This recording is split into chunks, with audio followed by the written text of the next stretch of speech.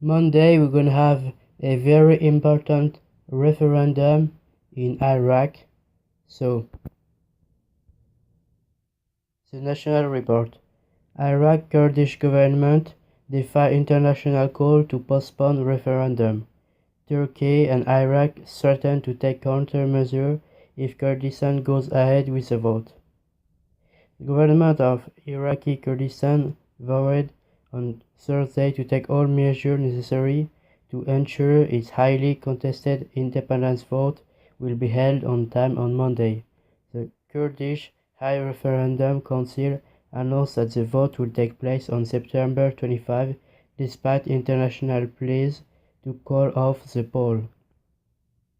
Headed by the president of Iraqi Kurdistan, Masoud Barzani, the council reiterated that as the time is running out and no alternative has been offered to replace the referendum and guarantee independence, the vote will be held on time.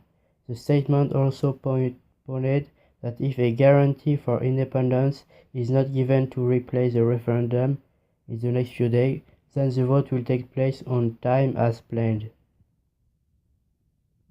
Turkey, Iraq and Iran foreign minister voiced concern that the referendum would initiate new conflict in the region, whilst endangering gain Iraq has made against ISIS extremists. So, Turkey, Iran, Syria, the United States, the United Council, and Saudi Arabia are all against the referendum. There is only one country that is supporting the referendum, and it is Israel. I don't really know why Israel is supporting the referendum.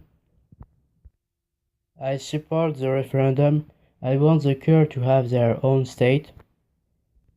They have been oppressed by the former leader of Iraq, Saddam Hussein, multiple times.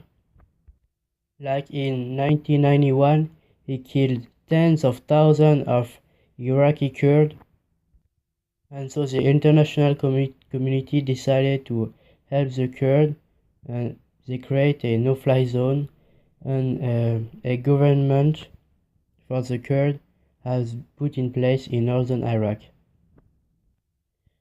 Iraq is against the referendum because they want to focus the fight against ISIS and they don't want to split Iraq.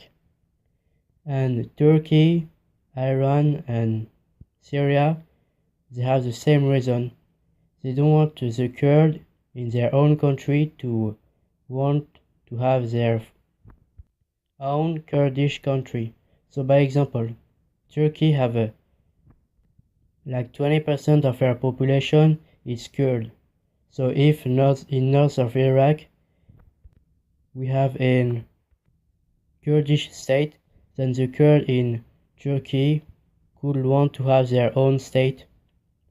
That's exactly what happened in after the revolution in Iran in 1979.